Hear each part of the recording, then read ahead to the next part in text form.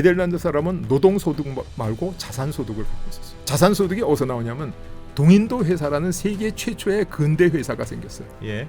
주식회사, 근대 주식회사가. 그래서 그 기록에 보면 총독부터 하녀까지 네덜란드 동인도 회사의 주식을 갖고 있는 거예요. 그러니까 자기가 일해서 버는 돈하고 동인도 회사에 투자해서 버는 자산소득이 합쳐져서 네덜란드를 이렇게 다 잘 살게 만들었다. 근로소득에 남는 부분을 일정 부분이라도 조금 챙겨가지고 투자해서 내가 힘들 때, 내가 노후에 내 인생을 버텨줄 자산소득을 만들어주는 사회. 중요한 건 뭐냐면 근로소득과 자본소득이 빈부 격차를 만들어줄 때 그 나라가 행복하게 발전할 수 있다.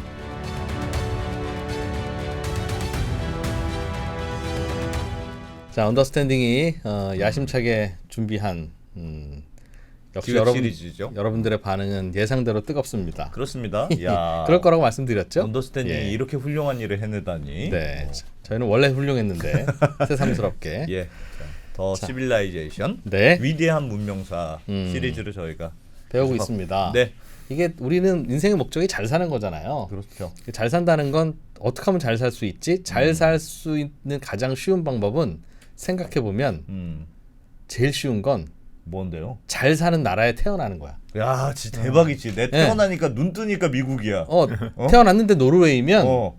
인생에서 굶어 죽을 일은 없는 거예요. 와. 그냥 그렇게 생각하면 돼. 진짜 대박이다. 그러니까 잘 사는 나라에서 태어나는 게 제일 좋은데. 쉽고 좋고 그게 안 되면 열심히 일해야 돼. 열심히 일하거나 아니면 나라가 잘 살게 되면 또 괜찮아. 아, 그러네요. 아, 그러네요. 그러니까 내가 뭐 특별히 뭘 어떻게 하지 않아도 나라가 잘 살면 또 나는 또 같이 타고 넘어가는 게 있잖아요. 네. 어떻게 하면 그래서 우리나라는 또 선진국이 될 거냐. 그래서 나라가 잘 살려면 뭐 어떻게 해야 되는 거냐. 오늘도 잘 부탁드립니다. 어서 오십시오. 예, 네. 반갑습니다. 예. 오늘은 뭘 이제 지난번에 끝에 행복에 대해서 조금 배웠던 것 같습니다. 그래서 행복이 물론 체감 효용의 법칙이 있지만 어쨌든 그래도 경제 성장이 후퇴하면 더 불행해질 수 있으니 경제 성장은 계속 어쨌든 성장이 매우 중요하다. 너의 성장의 행복에서 매우 중요한 영향을 미치는 거야. 그런 말씀 배웠던 것 같습니다. 예, 그렇습니다. 예. 그런데 이게 이제 산업혁명이 4차 산업혁명이고 5차 산업혁명이고 자꾸 뭔가 이제 발전이 되면 중요한 건 사람들의 일자리가 자꾸 이제 기계로 대체되고 예. 야, 인공지능으로 대체되고 그럼 행복해지지도 않는 거 아니에요? 그럼 오히려 불행해지는 거 아니에요? 불행해지거나 힘들어지는 거는 아니냐. 예. 마치 예전에 수렵 사회에서 농업 사회로 정착하고 난 다음에 오히려 인류는 불행해졌다면서요. 예. 그랬죠. 그러니까 뭔가 이게 우리가 진화처럼 느껴지는 게 실제로는 진화와 진보가 아닐 수도 있는 거 아니냐. 정말 그래. 진지한 질문이시죠. 예. 직업이 없어진다. 예. 근데 이제 우리 사회에 이 직업이 없어진다는 말이 본격적으로 유행하기 시작한 게 2016년 다보스 포럼에서 직업의 미래라는 보고서가 발표되면서 예. 전 세계 15개국의 직업 전문가들을 모아서 설문조사를 해봤더니 앞으로 720만 개의 직업이 없어지고 200만 개가 새로 생겨서 네트로 520만 개의 직업이 없어진다. 이렇게 발표가 됐어요. 직업의 종류에서 예, 직업의 숫자가 마부 이런 거 없어진 것처럼. 그렇죠. 그렇죠. 그래서 뭐 전 세계가 발칵 뒤집혔습니다. 그래서 우리나라에서도 뭐 이 공영방송에서 직업이 없어진다 이런 강연 아니면 토론 이런 프로그램을 계속 쏟아내고 뭐 굉장히 그 암울한 이제 직업이 없어지면 어떻게 살지 이런 걱정을 많이 했죠. 근데 사람들이 그렇게 직업을 없어진다는 생각을 하게 된 게 옛날에 1차 산업혁명이 영국에서 일어나면서 러다이트 운동이라고 기계 파괴 운동이 생기지 않았습니까? 그렇죠. 저놈들 때문에 우리 일자리가 다 없어졌죠. 그렇죠. 그때는 직장이라는 개념이 요즘처럼 뭐 평생 직장 계약 이런 게 없고 아침에 일하러 가면 그냥 순서대로 이렇게 들어가서 일을 하고 늦은 사람은 일 못하고 뭐 그러던 시절이었거든요. 요즘 건설 시장, 인력 시장 그러나요? 새벽에? 아침에 가면 일자리 없는 날도 있죠. 예. 뭐 그런 정도였습니다. 근데 기계가 들어오니까 사람을 많이 안 쓰잖아요. 더 어려졌겠네요. 예, 러드라는 사람이 그 실명인지 익명인지는 정확하게 모르는데 어쨌든 러드라는 사람이 기계 파괴를 시작했다. 그래서 기계 파괴 운동을 러다이트 운동 그렇게 얘기하죠. 근데 그 운동이 굉장히 심각했습니다. 어느 정도 심각했냐면 1810년에 영국 정부가 러다이트 운동을 제압하기 위해서 파견한 군대의 숫자가 예. 나폴레옹을 제압하기 위해서 웰링턴 장군 휘하에 보낸 영국군의 숫자보다도 많았다. 와. 이런 기록이 있어요. 그러니까 이게 그냥 단순한 사건이 아니라 정말 조직적으로 예. 일제히 일어난 그렇죠. 일자리를 잃은 사람의 막 처절한 울부짖음 여기서부터 시작된 거거든요. 야. 그래서 이 아무리 산업혁명도 좋지만은 예. 내 일자리가 없어지면 내가 가족을 먹여 살릴 방법이 없는데 그렇습니다. 이걸 그냥 행복이다 이렇게 일방적으로 얘기하기는 굉장히 어렵다. 예. 그렇게 얘기할 수 있죠. 그리고 이게 이제 현대인의 마음속에 산업화, 자동화 이게 전부 직업이 없어진다는 게 노동의 종말이라는 제르미 레프킨의 저서가 발간되면서부터 예. 사람들이 이것을 막 사실로 믿기 시작했죠. 그래서 이제 노동의 종말이 온다. 이제 노동할 기회가 없다. 예. 그랬는데 산업혁명이 일어나고 나서 잘 조사를 해보니까 아주 힘들고 위험하고 따분한 직장 수는 굉장히 줄어들었어요. 기계로 대체되는 것들. 그렇죠. 힘든 거, 음. 사람이 다치던가 죽을 수 있는 위험한 거, 예. 그다음에 반복되는 좀 따분한 거 이런 직업은 많이 없어졌어요. 음. 그 대신 이 사무실에서 쾌적한 조건 하에서 상당히 좋은 직업이 많이 생겼다. 예. 이렇게 통계적으로 나타난 결과였죠. 그리고 그러한 중간 현상보다도 결과적으로 어떻게 됐냐면 유럽에서 네덜란드 노동자들이 제일 잘 살았습니다. 예. 소득이 제일 높았어요. 네덜란드가 아주 처음 생긴 부유한 나라였죠. 그런데 산업혁명이 시작되고 나서 영국 노동자의 실질 임금이 네덜란드 노동자의 2배까지 올라갔어요. 아. 그리고 그 당시 영국 노동자의 실질 임금은 유럽의 다른 지역이나 인도나 중국에 비해서 5배 정도 높았다. 예. 그러니까 엄청나게 좋아진 거죠. 노동자의 여건이. 그러니까 산업혁명으로 인해서 오히려 실질 소득이 올라갔다고요? 노동자들의 실질 소득이 올라갔다. 영국의 경우에. 영국의 경우에 아주 놀라운 일이죠. 근데 그럴 수는 있지 않습니까? 올라갈 수는 있어도 저게 그러니까 예를 들면 전체 썸은 늘어날 수 있고, 그러니까 우리가 지난번에도 배웠던 게 산업혁명 어쨌든 생산성이 매우 향상되는 거니까 예. 전체로 생산되는 재화가 많아지고 예. 사람이 할 것보다 기계가 하니까 훨씬 생산이 많이 될 거 아닙니까? 예.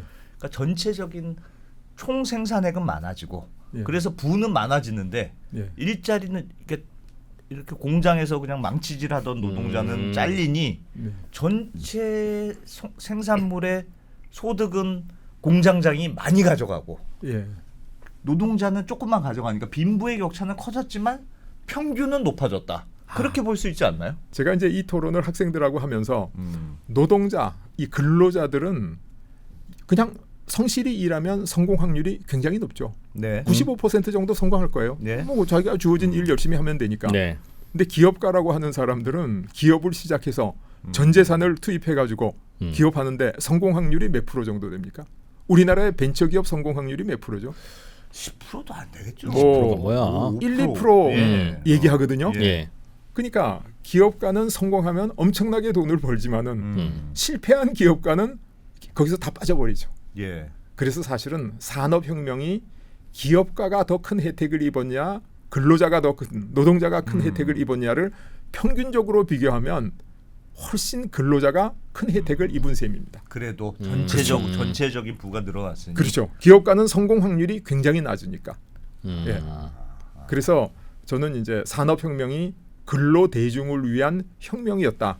근로대중을 위한 축복이었다. 제가 그렇게 결과적으로. 이야기를 하죠. 예. 고용 자체도 늘어났을까요? 즉 100명이 일하던 공장에 기계가 들어오면 예. 10명으로 근로자는 줄고 그 대신 10명 근로자의 소득은 많이 늘었으면 예. 그러면 근로자들의 평균 소득은 늘었다고 예, 통계는 잡히겠지만 나머지 90명은 집에서 그렇지. 배고플 거 아니겠어요? 그게 정말 핵심적인 질문입니다. 예. 그래서 소수 살아남은 노동자가 잘 사는 거냐, 예. 아니면 다. 평균적으로 다 잘 살게 됐냐, 예. 그게 문제거든요. 예.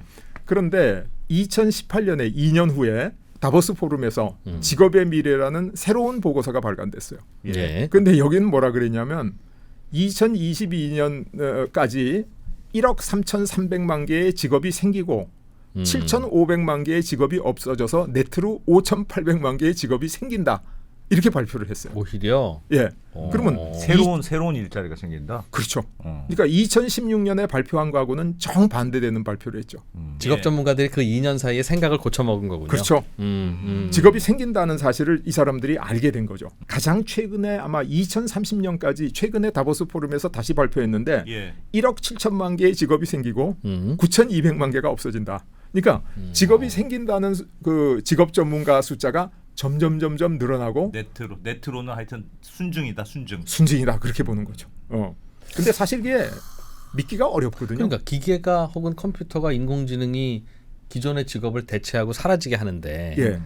사라진 직업보다 더 많은 숫자의 새로운 직업, 새로운 유형의 롤이 생기는 이유는 뭐예요? 아니, 왜 그러니까 그냥 그럴까? 상식적으로만 생각해도 AI가 요즘 난리잖아요. 예. AI가 있으면 지금 당장 개발자가 10명 있었던 걸 1명 이상만 할 수 있다는 거잖아요. 지금 그렇죠. 네. 그래서 그러니까 이거는 그러니까 우리가 9명이 줄어들 새로운 일자리를 뭐 15개를 찾았다는 건데 뭘 찾지? 새로운 일자리가 이렇게 쉽게 생길 거면 진작 생기지. 맞습니다. 왜 인공지능과 컴퓨터 막 기계가 도입돼서 일자리가 날아간 후에야 막 새로운 생기냐. 일자리가 생기냐고. 예. 평소에는 일자리 만들려고 해도 안 만들어지던 거. 그게 이 직업이 없어지는 게 눈에 보이거든요. 예. 그렇죠. 컴퓨터 사이언스, 컴퓨터 공학과가 취직이 제일 잘 되는 학과였어요. 예. 그래서 몇 년 전까지만 해도 컴퓨터 공학과를 졸업하면 직업을 최소한도 5개 내지 10개 중에서 골라갈 수 있다. 예. 근데 최근에는 컴퓨터 공학과 졸업생들이 직업을 못 찾고 있어요.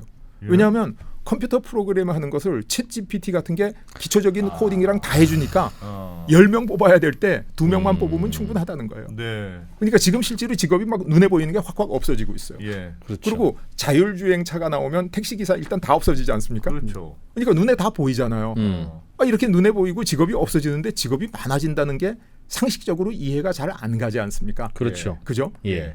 근데 이제 예를 들어서 마차 시절에 마차가 없어지고 자동차로 대체되면 마부가 없어지고 기사가 생기지만은 예. 또 정비 공장도 생기고 부품 조립 공장도 생기고 엄청나게 직업이 생겨가지고 직업 숫자가 훨씬 늘어왔거든요.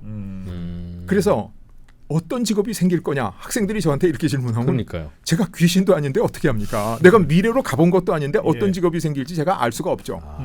그런데도 불구하고 저는 직업이 생긴다고 지금까지 줄기차게 주장해왔고 또 지금까지 직업이 생겨왔고 또 아까 그 조사에서 보신 것처럼 직업 전문가들이 생길 직업이 많다고 계속하는 게 늘어나고 있는 이유가 뭐냐 하면 산업혁명이라고 하는 게 본질적으로 인간의 삶을 상품화해가는 과정입니다.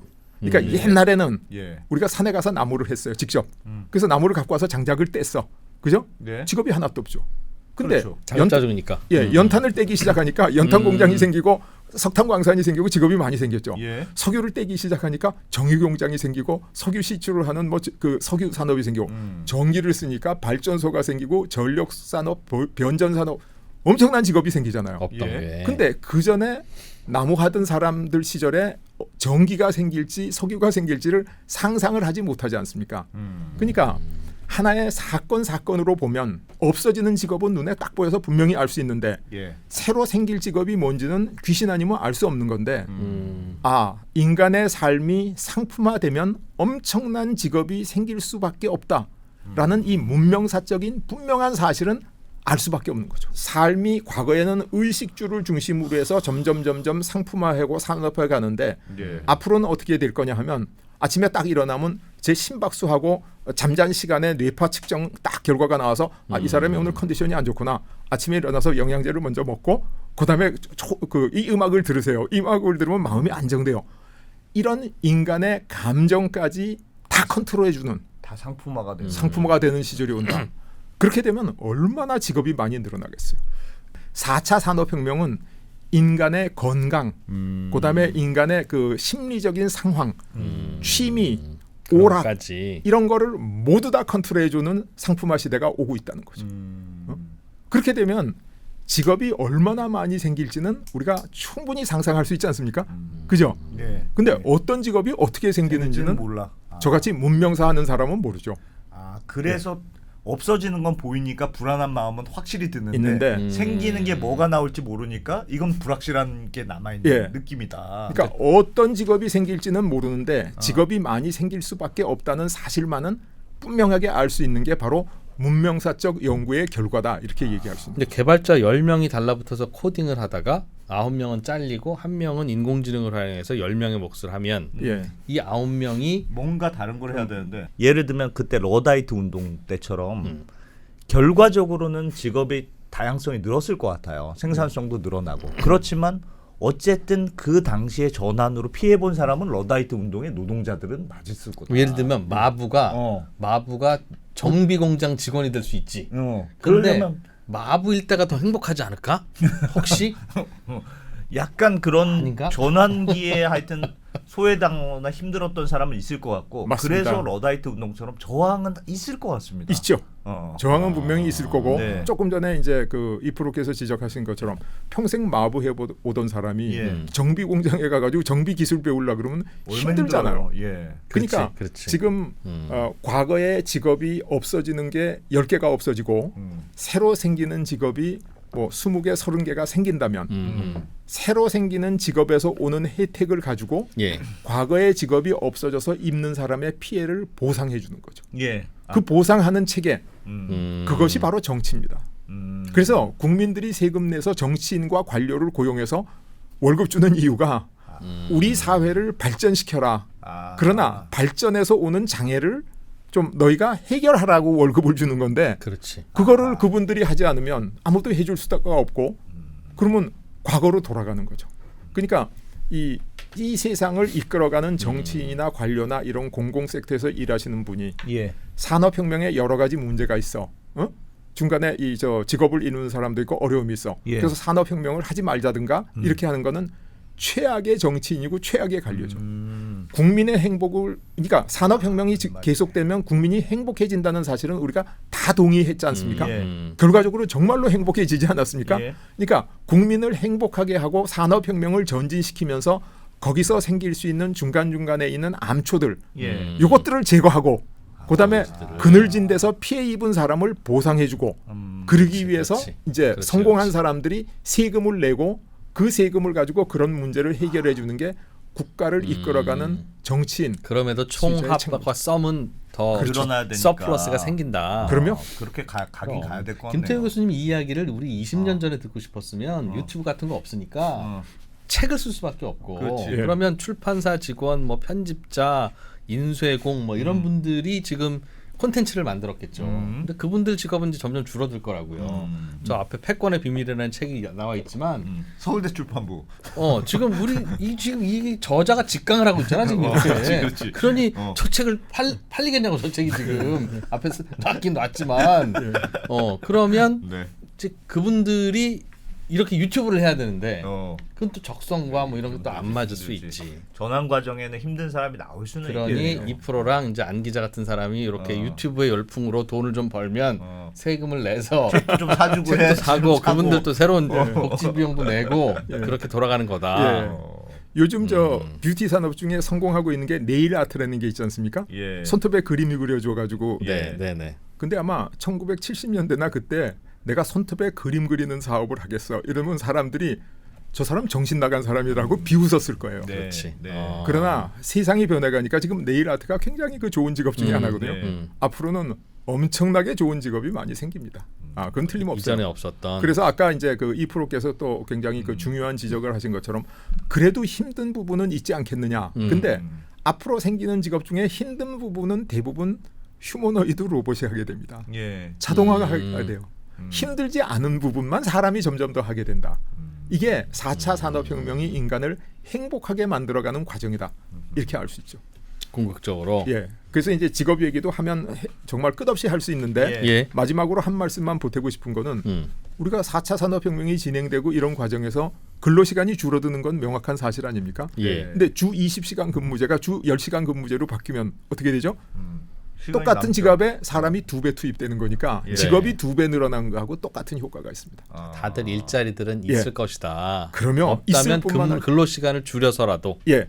근로시간이 지절로 줄어들어가니까 어. 실제로 저는 그 사회생활 처음 시작할 때 주 6일 근무제였거든요. 예. 토요일 날도 출근했거든요. 어. 근데 지금 거의 주 4일 근무제로 정착돼 가고 있지 않습니까? 예. 근데 곧 3일 근무제, 2일 근무제 이렇게 되겠죠.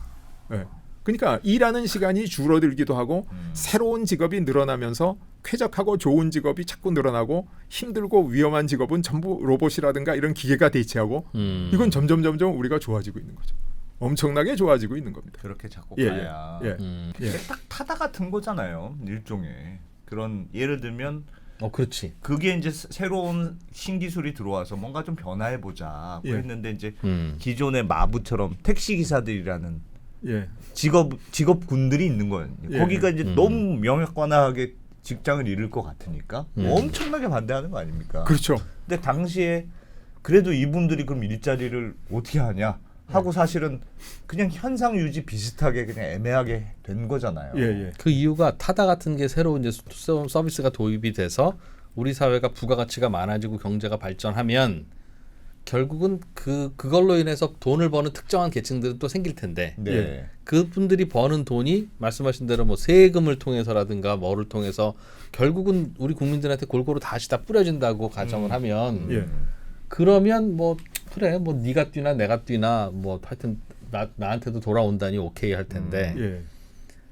되는 놈만 되고 버는 놈만 그리고 벌고 피해는 네가 집중적으로 당해라고 하면 당해. 그러면 조항이 틀 낙수 수밖에 없죠. 효과가 없어. 예. 솔직히 옛날에 그 자동차 만들었을 때 지금은 다 잊었지만 그때 마부하던 사람들은 죽을 때까지 고생하다가 막 비참하게 죽었어. 사실은. 예. 그럴 수도 있잖아요. 그럼요. 정비 기술을 배우려고는 갔는데 못 배우고 결국은 쫓겨나고. 정교하게 그 피해 받은 사람들을 관리하고 뭐 그거 하는 게 진짜 그게 중요하겠네요. 그런 그럼요. 저항을 무마시키는. 맞습니다. 그게 바로 정치인이나 관료가 해야 될 일이죠. 예. 그러니까 사실 역사적으로도 그런 사실이 있는데 영국이 산업혁명을 제일 먼저 일으켜가지고 세계 최강국으로 세계를 지배하는 나라가로 가지 않았습니까? 예. 그래서 영국이 승승장구해서 잘 나가니까 이제 기차에서 성공한 다음에 증기 자동차를 만들었어요. 증기 자동차는 기적을 울리니까 굉음이 나잖아요. 그러니까 증기 자동차가 지나가면 옆에 있던 말이 놀라서 뛰어가지고 마차가 뒤집어져요. 사고가 나. 예. 그다음에 실제로 증기 자동차가 지나가면서 소리를 크게 내고 굉음이 울려가지고 그 산모가 유산을 한 적도 있대요. 그래서 영국의 정치인들이 야 이래서는 안 되겠다. 좋은 법을 만들어서 국민을 보호해야 되겠다. 그래서 만든 게 이 산업화의 가장 상징적인 최악으로 나쁜 법 적기조례라는 걸 만들었어요. 그게 뭐입니까? 시내에서 이 증기 자동차가 갈 때는 앞에 사람이 빨간 깃발을 들고 가야 된다. 그리고 빨간 깃발을 들고 가는 사람이 속보 이상의 속도로 빨리 걸으면 안 된다. 그럼 자동차가 빨리 못 가게 빨리 못 가게 하는 사람 거예요. 걸음 속도만큼만 가게. 그래서 그 법 자체로 보면 정말 좋은 의도로 국민의 행복과 안전을 위해서 만든 법인데 예. 그 사이에 독일하고 미국에서 자동차가 확 나와가지고 영국이 2차 산업혁명에서 완전히 뒤떨어지는 결과를 초래합니다. 그래서 그때 만약에 영국에 적기조례가 없었더라면 어떻게 되냐? 뭐 영국이 승승장구했겠죠 더 이상. 그러니까 우리가 정말 좋은 뜻으로 국민의 행복과 국민의 안전을 위해서 한다는 일이 국민이 궁극적으로는 정말 불행한 후진국으로 전락시킬 수가 있다. 이런 의미에서 이 산업혁명이라고 하는 것은 정말 대한민국의 지식인, 지도자 이런 사람들이 제바로 이해하지 않으면 그러니까 안 되는 부분이죠. 이과가 뭘 할 땐 그냥 내비 좀 둬요. 자꾸 문과가 와서 규제 만들고 그러지 말고. 그러니까 이제 당연히 산업혁명이 생기면 부의 전체의 크기나 부가가치는 늘어나는 거는 이해가 되는데 이제 그러면 빈부의 격차도 커지고 뭐 그게 골고루 분배되는 건 그냥 그건 정치인들이 알아서 해야 될 일이야라고 하면 아 그래 우리에게는 정치인들이 있었지 그들이 알아서 잘하겠지 우리는 정말 믿음직스러워 라는 생각 안 하거든요. 예, 그렇게 될 수밖에 없는 게 빈부격차라는 게 우선 나쁜 거 아닙니까? 예. 그게 좋은 게 아니잖아요. 빈부격차가 커지면 사실은 사회 부가 늘어나도 행복하지 않을 것 같습니다. 그렇죠. 예. 계속 느끼고 있죠? 그죠? 내 월급은 분명히 예전보다 늘었는데 왜 별로 행복하지가 않지? 근데 이제 우리가 일반 대중이 그렇게 느낄 수밖에 없는 이유가 있어요. 그게 뭐냐면 빈부격차하면 우리 머릿속에 딱 들어오는 그 선입견이 뭐냐면 부익부 빈익빈 그렇게 되는 거죠. 예. 부익부 빈익빈. 이게 8,000년 농업 사회가 정체해 오니까 더 발전을 못하니까 한 사람이 부자가 되기 위해서는 다른 사람 것을 뺐든지 하지 않으면 부자가 절대로 될 수가 없었거든요. 예. 그러니까 빈부격차는 곧 부익부 빈익빈이다. 그런데 산업혁명이 생기고 이 생산이 체증하고 경제가 성장하기 시작하면서부터 어떤 일이 생기냐면 부익부 빈익빈이라는 건 없어졌습니다. 부익부 빈익부만 남아 있다는 거예요. 근데 문제는 네. 부자가 훨씬 더 큰 부자가 되고 가난한 사람은 조금 덜 부자가 되기 때문에 격차 자체는 커온다는 커진다. 거죠. 예. 네. 그래서 정확하게 말씀드리면 이 산업혁명에 의한 가속적인 성장에 의해서 빈부격차가 커지는 것은 양극화가 아니라 단극화다. 전부 부자 쪽으로만 갑니다.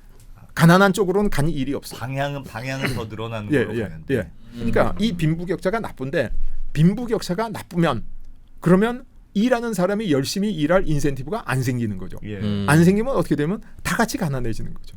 그러니까 제가 학생들을 열심히 가르치고 학점을 줄 때 다 A 주겠다 이렇게 얘기하면 열심히 공부할 학생들의 그 인센티브가 없어지죠. 예. 그래서 제가 학점을 그렇게 안 주면 학업 성적이 다 떨어집니다.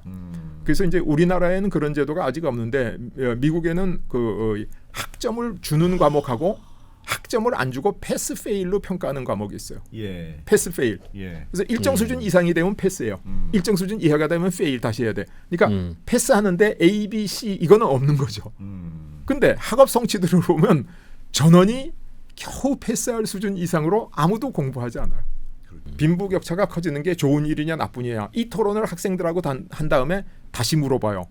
그러면 100명 중에 한 7-80% 이상이 빈부격차가 좋은 겁니다라고 얘기하기 시작해요.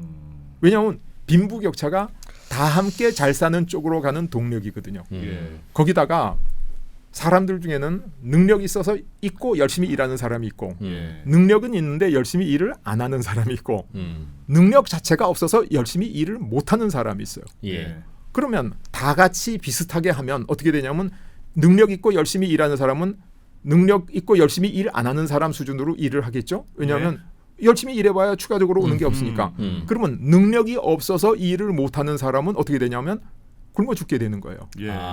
근데 빈부격차가 생겨서 능력 있고 일하는 사람, 일 잘하는 사람이 일을 열심히 하도록 만들면 이 사람이 많은 돈을 벌잖아요. 예. 그렇지. 그럼 여기서 세금을 걷어가지고 능력 없는 사람을 도와줄 수 있다는 거예요. 그러니까 빈부격차가 이 사회의 사회 악이냐가 아니라 이 사회의 엄청난 선이라는 사실을 우리가 이해할 때 우리가 국가와 사회를 발전시킬 수 있는 거죠. 그럼. 적절한 수준을 찾는 게 중요할 것 같습니다. 왜냐하면 그러니까 생산성이 늘리면 말씀하셨던 대로 그 이상한 영국의 이상한 제도, 자동차 산업이 발전하는 이상한 제도가 생기면 안 되니까 그렇죠. 규제를 자꾸 풀어줘야 될 거 아닙니까? 예, 예. 풀어주고 자유롭게 하도록 놔두면 예. 시장에 자유롭게 놔두도록 하는 게 가장 경쟁적인 환경을 만드는 건데 경쟁적인 환경을 만들면 빈부격차는 더 커질 거 아닙니까? 예. 잘하는 사람은 더 잘하고 그렇죠. 못하는 사람은 더 못할 테니까 예, 예. 격차가 커지니까 이걸 사회적 제도로 조금씩 완화해가면서 가야 될 텐데 그게 좀 과하면 경쟁 성장이 제한되고 그렇죠. 이게 너무 또 약하면 너무 격차가 벌어지고 맞습니다. 그 적당한 수준을 찾는 게 진짜 중요할 것 같아요. 그게 중요한 거죠. 아니, 그래서 그래서 무조건 더 늘어나는 게 좋은 거예요. 일단 더 무조건 늘어나. 그럼 아니 프리미어리그 볼 거야, K리그 볼 거야. 프리미어리지. K리그가 얼마나 그 평등한 그런 곳입니까? 제일 잘하는 선수나 제일 못하는 선수나 다 고만고만하잖아. 그렇게 재미없으니까 안 보잖아요, 우리는.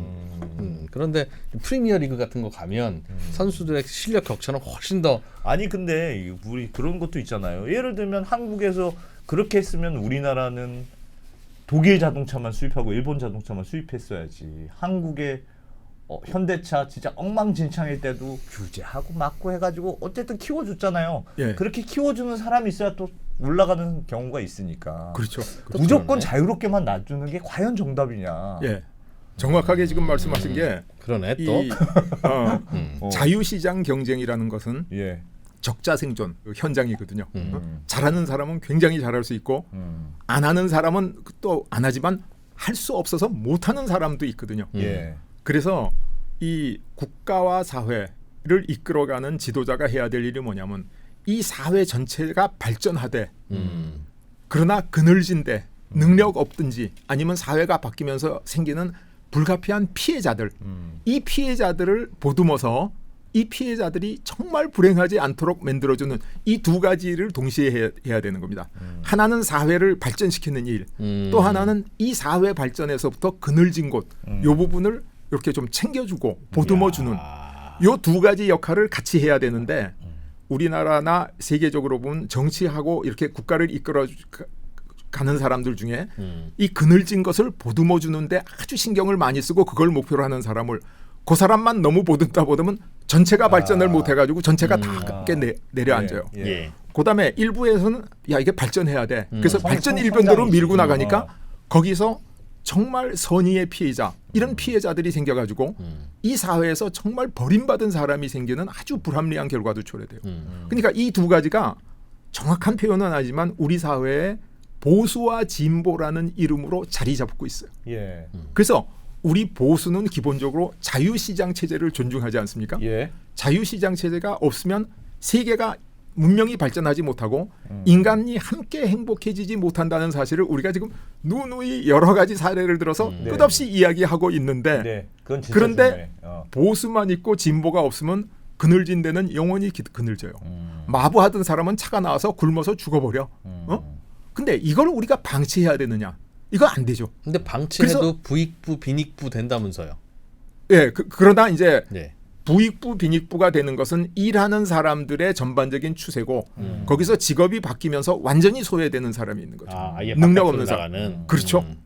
그러니까 내가 나이 50대 때까지 마부를 하다가 정비 공장에 배우려 그러니까 못 배우는 거예요. 나는 예. 나는 소양이 없어서 못 배우는 거야.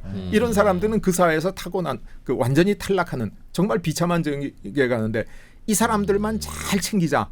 그러면 어떻게 되냐면 사회 전체가 발전을 못해서 뺏기는 거죠. 그러니까 아까 우리가 얘기했던 영국의 적기조례 어떻게 들어보면 굉장히 바보 같은 그 정책을 내놔가지고 영국이 1등국에서 2등국으로 주저앉는 결과를 초래했다고 하지만은 예. 그러나 그것 때문에 길에서 마차가 뒤집어져가지고 사람들이 다치고 임산부가 유산을 하는 걸 방치하는 건 또 말이 안 되잖아요. 그러니까 이 두 개를 어떻게 잘 조화시키느냐. 그래서 우리 사회에 보수와 진보라는 두 개의 그룹이 정치에서 치열하게 경쟁하면서 다투고 있는 거예요. 이 두 개가 딱 균형을 취할 때 우리 사회가 건전하게 발달하는 거죠. 한쪽으로 치우치면 안 되는 거죠. 근데 어느 쪽을 더 발전해야 되느냐. 이거는 그 시대 흐름, 인류 문명의 시대 흐름과 그 나라의 국가와 사회가 처한 상황에 따라서 조금 더 진보적으로 가서 좀 안정해야 될 때도 있고 어두운 데를 챙겨야 될 때도 있고 조금 더 이렇게 발전을 우선해야 될 때도 있고 요거를 선택하는 게 바로 선거고 국민의 집단지성이죠. 그래서 그게 진짜 중요하겠네요. 지금 국면에 뭐가 중요한 를 선택한다. 한마디를 그렇죠. 더 하면 그 말은 국가 발전 원리를 따로 공부하지 않고 그냥 직관적으로 맞습니다. 양심적으로 예. 우리의 보편적 상식에 의해서 예. 결정하면 예. 그게 오답일 가능성이 훨씬 늘 높다는 거잖아요. 그렇죠. 그죠? 오답일 경우가 훨씬 더 많고 대부분이라는 거죠. 그래서 이 지구상에는 후진국은 많고 선진국은 몇 개 안 되는 겁니다. 정답을 찾은 선진국은 몇 개 안 되는 거예요. 미래를 알고 있을 때 국민 여론은 도움이 되는데 국민 수준이 미래를 모르고 있을 땐 도움이 안 되고 있는 거죠. 그러니까 우리가 이제 이 시리즈를 처음 시작할 때 우리가 많이 했던 얘기가 아니 한순간 일본은 똑같이 농사짓던 나라가 선진 강대국이 돼서 열강하고 어깨를 견주는 강대국이 되고 우리는 일본의 식민지가 되고 이거 가지고 한참 논의를 했지 않습니까? 그죠? 마찬가지죠.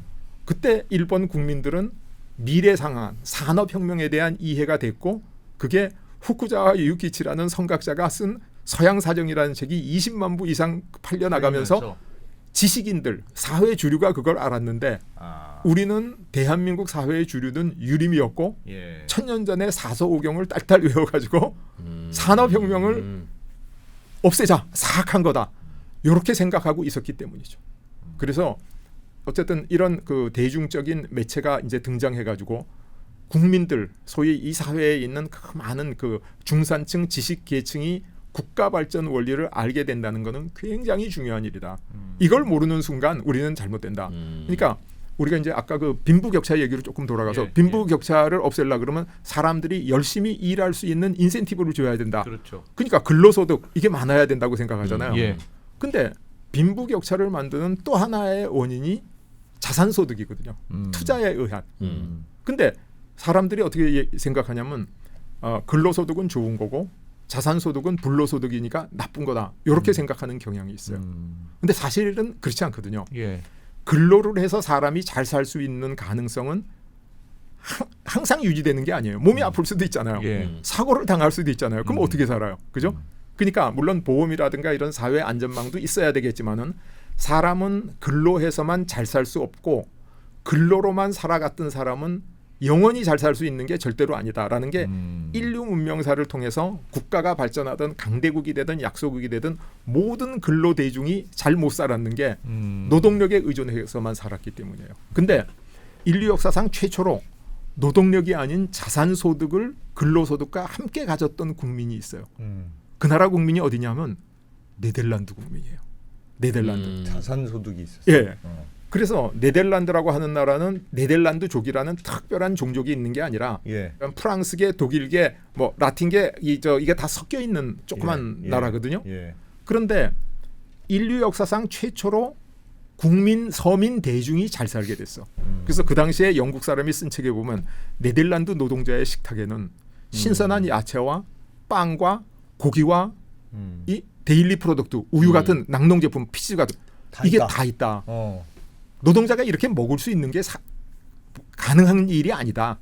그리고 8,000년 농업사회를 통해서 어떤 사회, 어떤 강대국의 노동자도 그렇게 잘못 먹었어요. 근데 진짜 잘 먹었는지 잘못 먹었는지 증거가 있어? 통계 자료가 있어? 이렇게 물으면 있죠. 그게 뭐냐면 이 네덜란드 사람이 영양 상태가 좋아져가지고 키가 무럭무럭 자라기 시작했어요. 예. 영양 상태가 좋아지면 키가 크지 않습니까? 예. 그렇죠. 예.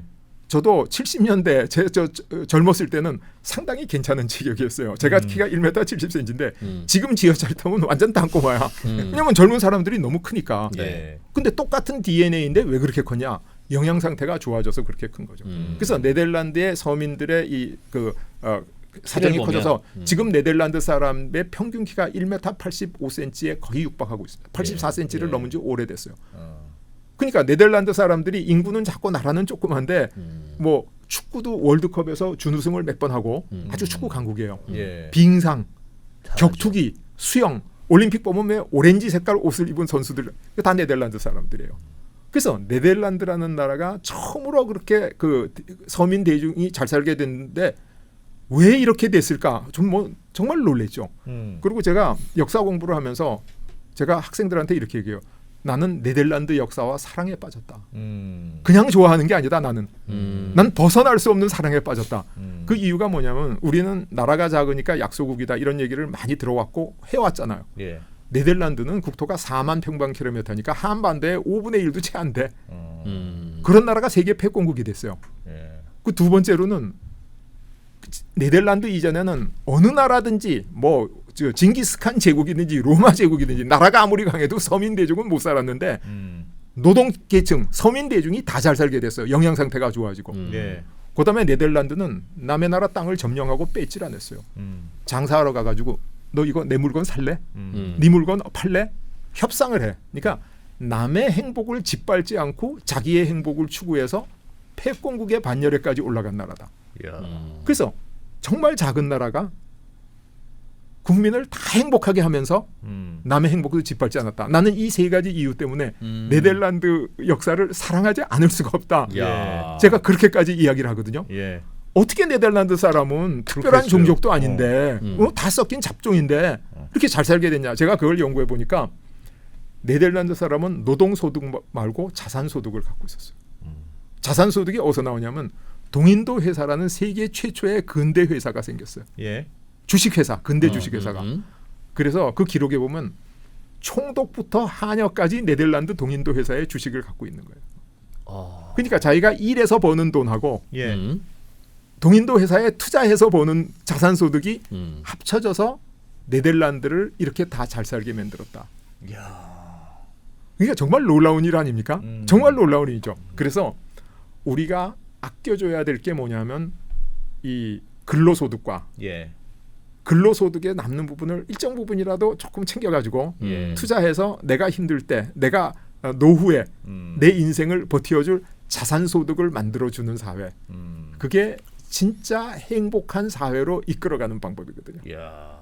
그러니까 그전에는 자산소득이라는 걸 가진 사람은 없었어요. 그전에는 이제 땅 같은 거를 막 매점매석하고 그래가지고 다 가지고 이제 지세를 받는 사람은 있어도 자기가 근로소득을 투입해서 그걸로 자산의 기초를 만들고 그걸 자산을 쌓아서 소위 중산층이라는 계층을 형성하면서 국민이 다 잘 먹고 잘 살아서 키가 무럭무럭 자라고 영양 상태가 좋아지고 그러니까 다른 나라하고 싸울 필요도 없어. 평화스럽게 가서 장사하면서 사기 싫으면 사지 마. 사고 싶으면 사. 팔기 싫으면 팔지 마. 이러면서 물론 네덜란드도 향신료 무역을 한다고 인도네시아에서 향신료 제도를 이렇게 점거하고 할 때 조금 폭력도 썼습니다. 그래서 그 암보니아 사건이라고 영국 사람들이 향신료 제도를 뺏으려고 온다. 그래서 영국 사람들이 그 일본 해적을 또 고용을 했어요.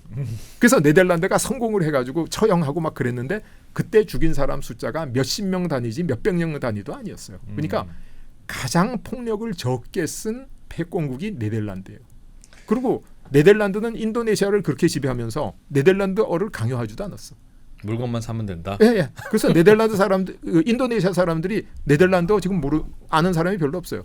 그러니까 가장 평화스럽게 이 패권을 가졌다. 그래서 중요한 건 뭐냐면 근로소득과 자본소득이 빈부 격차를 만들어 줄 때 그 나라가 행복하게 발전할 수 있다. 이게 중요한 거거든요. 그러니까 거기서 동인도 제도가 그 기업이 잘 됐다는 게 되게 중요한 포인트네요. 그렇죠. 그러니까 다른 나라도 노동소득의 잉여 서플러스는 있었을 텐데 많이 있었죠. 그거는 저축을 했을 거고 당연히 어느 나라 국민들이든지 약간의 자산들은 저축은 있었을 텐데. 예. 근데 유독 네덜란드는 그 자산 소득이 많았다는 건 들어오는 플로우 소득 자체가 많아서 거기는 농사 짓는 게 아니라 상업을 했으니까 멀티플이 높은 산업이라서 많이 벌어서 그렇게 된 건지 아니면 비슷하게 나오는 서플러스를 이 동인도 회사라고 하는 주식 회사를 통해서 잘 튀겨서 잘 나눴다. 타이완에는 TSMC도 있고 미국에는 엔비디아도 있듯이 그렇게 해서 번 돈인가 좀 궁금합니다. 이 인류 문명사의 변곡점을 이 프로께서 딱 찍어서 말씀해 주셨어요. 그게 인류 문명사를 바꾼 변곡점이거든요. 그 전에는 회사가 어떻게 했냐면 모험 회사 그래가지고 야 우리 돈 얼마씩 내. 각자 여기 있는 사람이 1억씩 10명이 내면 10억 아니야? 그거 가지고 장사하러 가는 거예요. 그래서 그 향신료 사와가지고 2배 벌었어. 그럼 2억씩 배당 딱 하고 끝내. 그리고 그 다음에 야 내가 또 장사하러 나갈 테니까 또 돈 내. 그래서 일회성 그 회사를 만들어 가지고 그 기업을 했어요. 근데 네덜란드 사람은 어떻게 했냐면 일회성으로 안 하고 동인도 회사라는 걸 만들어 가지고 주식 회사를 만들어서 그렇죠. 그러니까 그 회사를 만들어서 돈을 모아 가지고 사업을 하면서 야 우리가 배당을 이윤만 하지 원금은 안 돌려줘. 돌아와서 이윤만 할 거야. 원금은 그대로 남는 거야.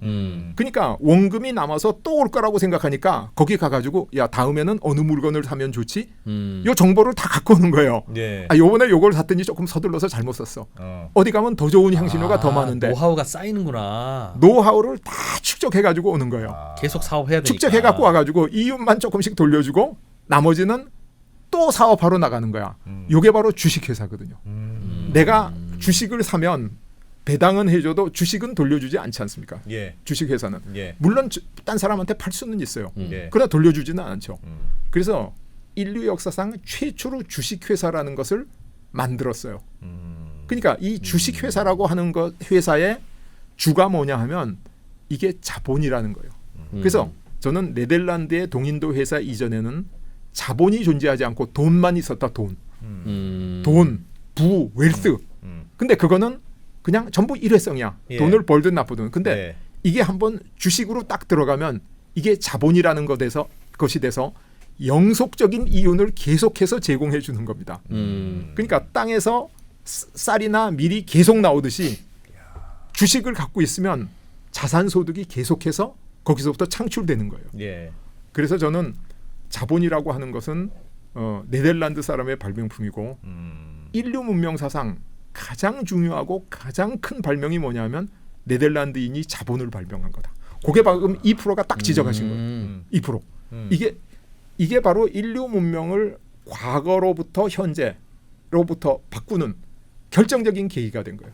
그래서 저는 이제 산업혁명이 중요하다는 얘기를 굉장히 많이 하고 예. 산업혁명 얘기를 지금까지 해왔는데 산업혁명의 시작 이건 뭐냐 하면 이 네덜란드 사람의 주식회사 자본의 발명으로부터 시작됐다. 그래서 제가 종교인이 아니라서 잘못 얘기하면 좀 오해의 소지가 있을까 봐 그런데 예수 그리스도가 훌륭하다는 건 누구나 다 아는데 네. 성모 마리아가 더 훌륭하다고 카톨릭에서는 생각하고 있지 예, 않습니까? 예. 그런 식으로 제가 이제 이 종교적인 걸 예를 들기는 좀 외람되지만은 학생들 이해를 위해서 예를 들 때는 영국의 산업혁명이 그리스도 같은 거라면 네덜란드의 자본의 발명이 성모 마리아 같은 거다. 이 자본의 발명이라는 자본의 게 창출. 그렇죠. 인류 문명을 바꾼 거죠. 그러니까 돈덩어리긴 돈덩어리인데 야. 매우 체계적으로 돌아가고 작동하는 돈덩어리. 그렇죠. 그러니까 예. 계속 그러니까, 노하우가 쌓이면서 예. 농업 사회에서는 아주 제한된 땅 여기서만 가치가 창출되고 새로운 땅을 늘리려 그러면 점점 나쁜 땅이 돼서 이 생산성이 떨어지고 예. 그래서 느릴 수도 없고 느려봤자 효과도 없는데 이 자본이라는 것은 점점 커지면 커질수록 생산성이 좋아지는 거예요. 그러니까 중소기업보다 대기업이 강한 이유가 자본이 크니까 예. 그러니까 단위 면적당 생산량이 농업은 점점 줄어드는데 자본은 자본 단위 크기당 생산성이 점점 더 올라가요. 그리고 한없이 늘어나 이게 끝없이 늘어날 수 있어요. 그러니까 이 자본의 발명이라는 것은 정말로 대단한 거죠. 그래서 이 자본의 발명이 어디서부터 시작됐냐 하면 빈부의 격차 중에서 우리가 일반적으로 다 챙겨줘야 되겠다고 99%의 100%의 사람이 동의하는 근로소득뿐만 아니라 예. 자산소득을 국가가 보장하고 챙겨줘야 이게 점점 늘어나는 거예요. 내가 근로 잘한다 그래가지고 사회적으로 칭찬도 받고 그런다 그래서 내가 2배, 3배 일을 못 하잖아요. 예. 근데 이 자본소득은 사회적으로 인정해주고 칭찬해주고 잘하도록 해주면 2배, 3배, 10배, 100배, 1000배, 10,000배, 억배 막 올라가는 거예요. 그러니까 이 자본소득이라는 게 굉장히 중요한 겁니다. 그래서 이 빈부격차가 나쁘다고 하는 선입견으로부터 빈부격차가 크고 커서 당장 좋은 건 아니지만은 빈부격차가 생기지 않으면 근로의욕이 떨어지고 그다음에 근로의욕 떨어져서 일 더 못하는 것보다 훨씬 더 큰 차이를 내는 게 이 자산소득이라는 거죠. 그래서 이 중산층이 근로하면 중산층은 안 돼요. 그냥 근로대중이지. 예. 자산소득이 함께 있을 때는 중산층으로 가고 중산층에서부터 아주 부유층으로 이 도약할 수 있는 발판이 다 거기서 마련되는 거죠.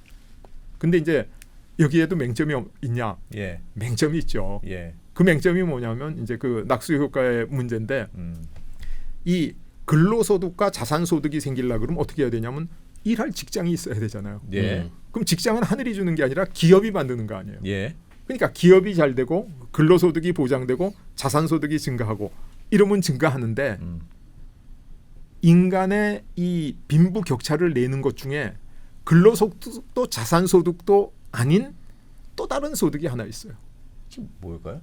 이게 불로소득이에요. 불로소득. 불로소득. 불로소득. 근데 예. 우리가 이제 공산주의 하시는 분들이 불로소득의 로를 노동으로 해가지고 예. 노동소득 외에는 불로소득이 나쁜 불로소득이다. 거다라고 생각하는 게 노동 가치서를 만들어낸 공산주의자들의 생각인데 자본주의 입장에서 보면 노동이 가지고는 잘 살 수 없고 자본이 있어야 잘 산다. 그 얘기를 제가 지금까지 누누이 네. 설명했지 않습니까? 예. 근데 이 자본이 그 열심히 일해 가지고 그 국가가 발전하고 개인이 부자가 되고 그런 건 좋은데 불로소득은 노력하지 않고 얻어지는 소득이 아주 예. 손쉬운 소득이 이 세상엔 예. 존재하죠. 그래서 그 노자가 뭐 훈으로 따지면 일할로 힘쓸로 이렇게 해서 그게 좀 헷갈리는데 노동의 노자나 노력의 노자냐 이렇게 생각하면 돼요. 그래서 저는 불로소득이 노동소득을 제외한 것을 불로소득이 아니고 그건 잘못된 거고 노력하지 않고 생기는 소득이 불로소득이다. 예. 노력하지 않고. 그래서 영어로는 일반 소득을 earned income, 벌어들인 소득이라 그러거든요. 예. 불로소득을 unearned income, 벌어들이지 않은 거야. 근데 지절로 그냥 생긴 거야. 뚝 떨어진 거네. 뚝 그렇죠. 떨어진 거. 근데 그게 그게 뭐가 어떻게 예를 들면 그런? 뭐가 있어요? 굉장히 많습니다. 어. 또 커요. 음. 그게 시세 차익이에요. 시세 차익. 예. 그래서 내가 땅을 사놨는데 평당 100만 원 주고 땅을 샀어. 예. 근데 평당 1,000만이 됐다. 이런 사람 수도 없이 많잖아요. 예. 그렇죠. 그러면 이 땅의 가치를 높이기 위해서 이 사람이 노력을 했냐? 하나도 안 했어요. 그냥 땅만 갖고 있었어. 예. 근데 처음에 살 때는 이게 논이었어. 그러니까 쌀이 여기 한 가마밖에 안 나니까 비쌀 이유가 없는 거죠. 예. 근데 갑자기 그게 아파트 용지로 바뀌었어. 예. 그러면 이 땅에다가 아파트를 10층까지 20층까지 지을 수 있으니까 값이 엄청 올라가잖아요. 예. 이런 소득이 불로소득이야. 자신의 노동도 자신의 노력도 아무것도 들어가지 않았는데 돈을 버는 거예요. 근데 실제로 그거는 이 사람이 번 게 아니라 옆에 공장이 생겼어. 예. 공장에 일하는 사람들이 집이 필요해. 그래서 그 아파트를 짓게 돼서 그 땅의 가치를 올린 거 아니에요. 예. 그러면 그 땅이 쌀을 생산해서 한 가마 생산하던 이 농토가 아파트를 위로 열채 지어 올릴 수 있는 아파트 용지로 바꿀 수 있는 노력을 한 사람은 누구냐? 그 옆에 공장을 생긴 공장주, 공장에서 열심히 일하는 근로자, 예. 이 사람들이 그 땅의 가치를 높인 게 분명하잖아요. 예. 아무도 이의를 제기할 수 없잖아요. 네. 근데 권리는 누가 행사하냐? 땅 소유주가 행사하는 거예요. 이게 악의적인 알박기는 아니지만은 결과적인 알박기야. 그러니까 이런 불로소득이 이 사회를 지배하고 있으면 어떻게 되냐? 사람들이 근로오육도 상실하고 예. 창의적인 투자를 해서 돈 벌 생각도 안 하고 기업도 나쁘다 그러고 내가 아파트 잘 한 채 사놓으면 평생 잘 먹고 잘 살 수 있어. 그리고 그게 실제로 나타나고 있는 게 현재 현상이죠. 예. 우리 사회의 분위기죠.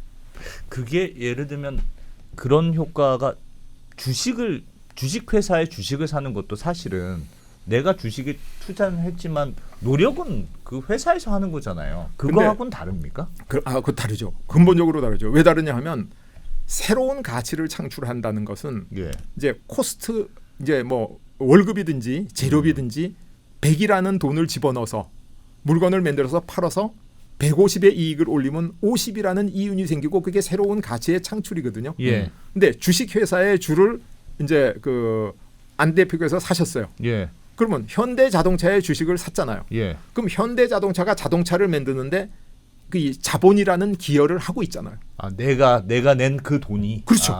그게 기여를 하고 있으니까. 그러니까 가치를 창출하는데 돈을 집어넣은 것은 투자예요. 예. 근데 가치를 창출하지 않는데 시세 차익을 보기 위해서 집어넣은 거는 투기라는 거예요. 근데 우리 사회가 어떻게 하냐면 그 투기를 철저히 보호하고 있어요.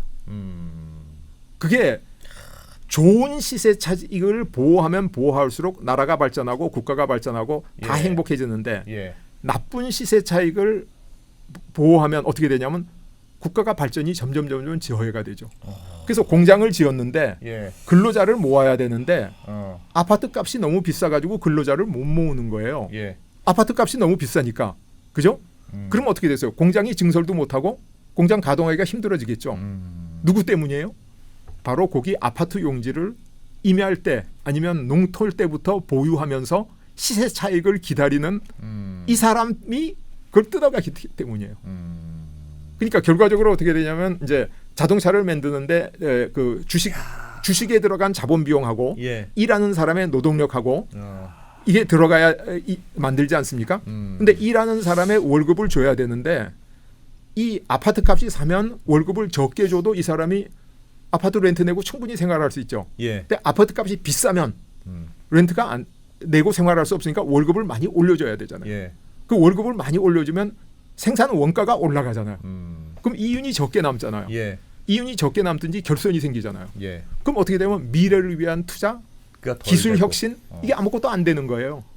그러니까 우리나라의 이 그 기업이라든가 이런 가치 창출 활동 이걸 전선에서 하는 것은 기업이고 예. 거기서 직장을 얻어서 일하는 사람이 근로고 그 주식을 사서 자산소득을 얻는 사람들이 중산층으로 도약하기 위해서 나라를 발전시키기 위한 연대를 형성하고 있는데 불로소득하는 사람이 땅 아파트를 딱 점거하고 못 올리게 하는 거예요.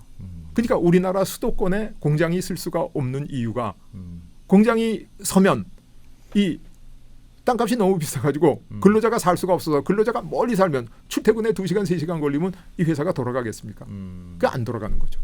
그러니까 지금 이 빈부격차 중에 좋은 격차와 나쁜 격차가 있는데 그래서 많은 사람들이 이제 학자들이 연구를 해서 이걸 낙수 효과라고 불러요. 낙수 효과. 예. 낙수라는 게 위에서부터 물이 똑똑똑똑 떨어진다. 떨어지는 걸 낙수라 예. 그러지 않습니까? 그래서 이거는 뭐 저 그 윌 로저스라는 미국의 그 칼럼리스트고 배우고 예. 약간 코미디도 하고 이런 가벼운 분인데 이분이 부자가 되면 빈민들한테 낙수가 좀 됐으면 좋겠다. 트리클 다운 됐으면 좋겠다. 이런 얘기를 해가지고 이게 경제 용어처럼 쓰이는데 그래서 많은 학자들이 조사를 했어요. 부자가 되는데 이게 가난한 사람도 따라서 부자가 되는지 아닌지를. 그랬더니 어떤 경우에는 부자가 되면 가난한 사람도 부유해져요. 또 어떤 조사를 하면 부자는 부자가 되는데 가난한 사람 하나도 부자가 안 돼. 그 원인을 제가 이제 쭉 분석을 해보니까 예. 기업 활동과 기업에서 일하는 근로자와 그다음에 거의 투자한 자산 소득을 통해서 발전하면 이게 낙수가 돼요. 예. 왜 낙수가 되냐면 기업의 이윤이 월급으로 나가잖아요. 예. 그럼 우리 기계화가 돼서 사람을 많이 고용 안 하면 그럼 기계화하는데 또 사람을 고용하잖아요. 그죠? 그러니까 원천적으로 따지면 어디선가 고용은 생기고 또 이 기계화를 하려면 다른 회사에서 원료를 사야 되잖아요. 부품도 사고 소재도 사고 이거 사 먹으려고 하면 다른 회사하고 동반 성장을 하게 되잖아요. 그러니까 기업 활동과 근로와 투자를 통한 모든 부는 낙수되지 않을 수가 없어요. 예. 근데 불로소득을 가지고 시세 차익을 통해서 돈 번 사람은 하나도 낙수가 안 돼. 왜냐하면 아니 내가 가지고 있던 땅값이 100배 오르는데 내가 고용을 한 명도 했어요. 아무도 고용한 적이 없어. 그죠? 내가 다른 사람한테 무슨 원료를 사고 제품을 뭐 만들고 이런 동반 성장도 하나도 없잖아요. 경제 활동도 하나도 안 해. 그러니까 이게 근로대중의 이익과 중산층 형성형에 아무 협조도 안 하는데 나는 떼돈을 많이 벌었어. 그래서 서울에 수십억을 벌어들인 사람이 수도 없이 많다는 건 너도 알고 나도 알고 세상이 아는 일인데 부가 늘어나긴 하나. 부는 늘어났는데 그 부가 누구 거냐 누가 일으킨 부냐 하면 땀 흘려 일하는 사람이 일으킨 부가 이쪽으로 이전되고 있는 거예요. 부동산 투자는 불로소득에 가깝습니까? 부동산 투자 그게 투자면 불로소득이 아니죠. 왜냐하면 예를 들어서 이제 저도 아는 그 부동산 디벨로퍼 하시는 분이 있는데 이분은 한국에 탁 돌아다니면서 쓸모 있는 땅이 놀고 있는 걸 발견해. 그러면 주인한테 그걸 싸게 사. 그래가지고 그걸 공장 용지로 개발하든지. 노력이 들어가는 거. 노력이. 거기 펜션 위락단지로 하든지. 그래서 땅의 가치를 바꾸는 노력과 자금을 투입하는 사람이에요. 그럼 그게 가치가 창출된 거야. 투자. 그렇죠. 그러니까 이 유휴지로 놀고 있을 때는 100만 원짜리인데 이 사람이 투자해가지고 그 가치를 딱 올리니까 이게 500만 원짜리가 됐어. 이거는 투자고 땀 흘린 대가죠. 노력의 대가죠. 근데 아무것도 안 해. 내가 딱 기다리는 거야. 그래서 양쪽에서 경제가 발전해서 땅값이 슬슬 올라가기 시작해서 옆에 땅에 아파트가 쓰고 또 옆에 땅에도 아파트 쓰니까 나도 이 땅을 엄청난 비싼 값에 팔아치우는 요거는 완전한 불로소득이죠. 그래서 우리가 이 빈부 격차에서부터 생기는 원인과 결과를 어떻게 이끌어가느냐에 따라서 대한민국 국가의 발전과 우리 개인의 행복 이게 다 달려있는 게 오늘 프로그램 시작할 때 이 프로그램에서 누누이 나라가 발전하고 좋은 나라에 태어나야 되고 그러면 우리가 좋은 나라를 만들어서 우리 후손한테 물려줘야 될 거 아닙니까? 근데 우리는 지금 좋은 나라를 만들어서 물려주는 게 아니라 불로소득하는 사람이 행복한 나라를 만들어서 물려주고 있는 거예요. 이거 뜨거운 이슈다. 그러니까 제가 미국에서 그 공부를 할 때 참 그 친구들이 있었는데 제가 지금 뭐 존경하고 아주 훌륭한 교수님이 지금 은퇴하셨는데 전남대학에 계셨어요. 그리고 저는 서울에 오고 또 다른 근데 광주에서 아파트를 사실 때 하고 그 당시에 서울에 아파트 살 때 하고 시세가 한 30% 50% 차이가 나는 것 같아요.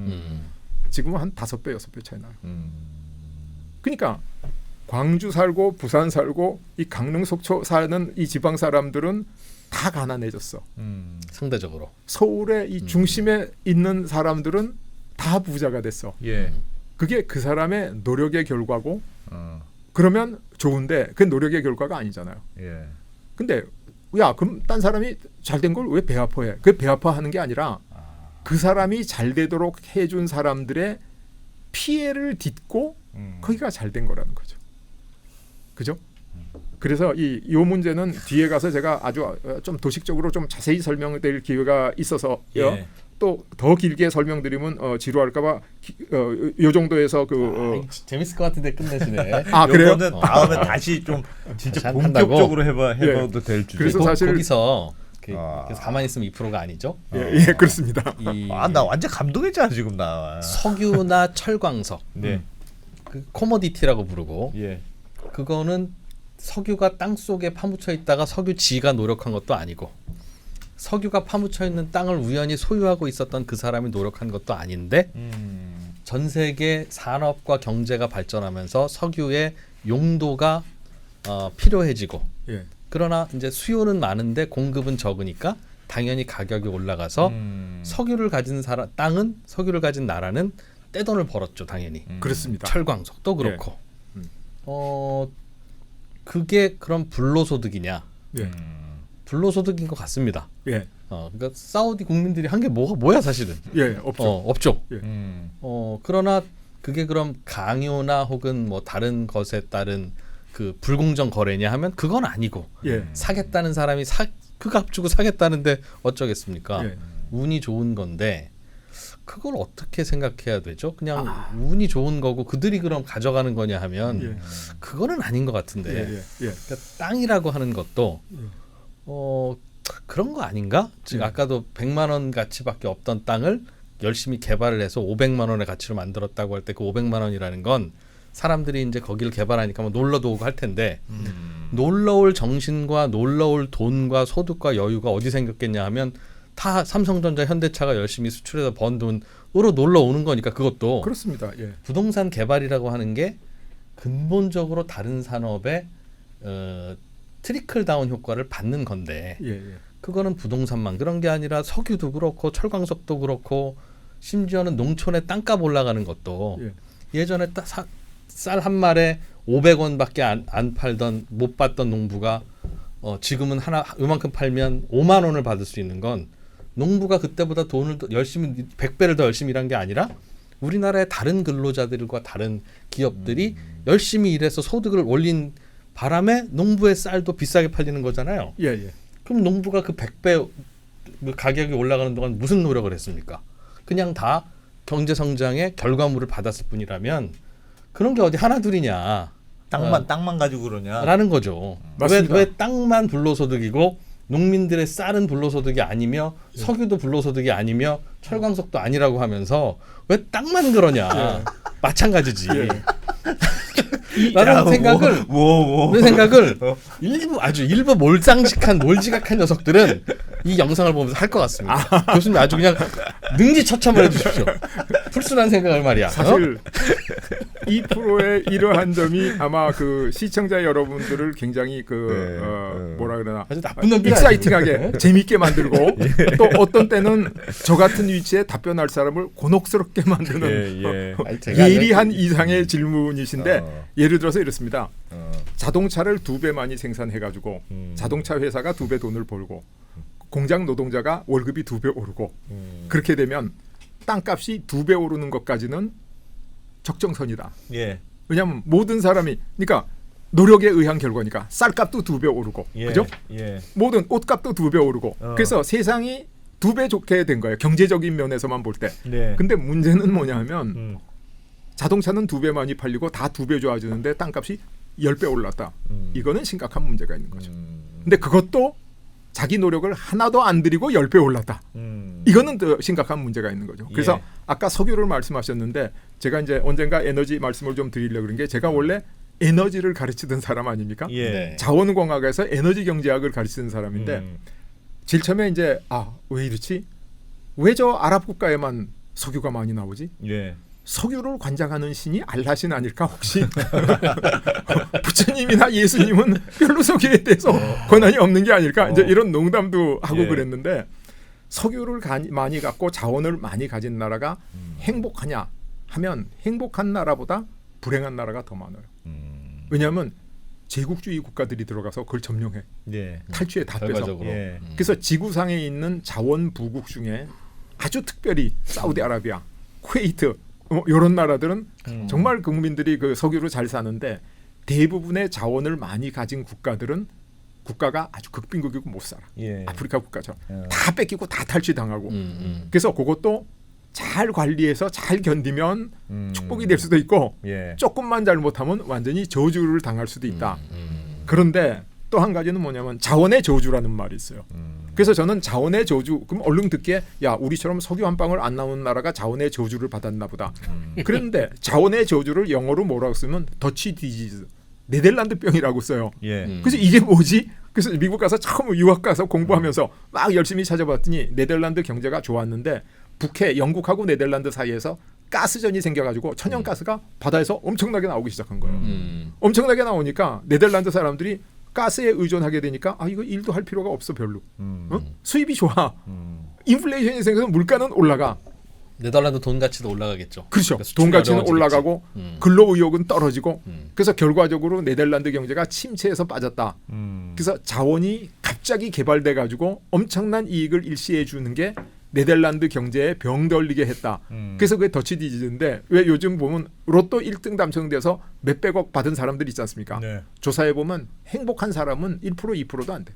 다 가정 파탄 나고 다 날리고 불행해지고 뭐 또 범죄에 연루하게 되고 그 한 번 그 로또 당첨의 그 맛을 못 잊어가지고 그냥 다 불행하게 돼요. 그런 것처럼 이 자원이 많다 그래서 꼭 행복한 건 아니다. 예. 근데 거기에 비해서 자원이 없는 나라 대표적인 게 독일, 일본, 한국, 대만 예. 이 나라들은 석유도 없고 그러니까 열심히 일하잖아요.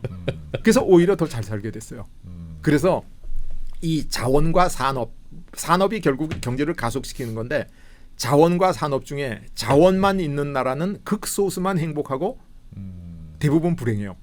산업만 있는 나라는 열심히 일한 나라는 거의 대부분 다 잘 될 수가 있어요. 예. 근데 물론 열심히 일하는 나라는 자원조차도 없는 나라보다 더 못 사는 나라가 있어. 아프리카에 가면 자원도 없고 가난한 극빈국도 있어요. 열심히는 해. 다들. 그리고 자원도 있는데 산업도 있는 나라가 첫 번째 나라가 영국이고 두 번째 나라가 미국이에요.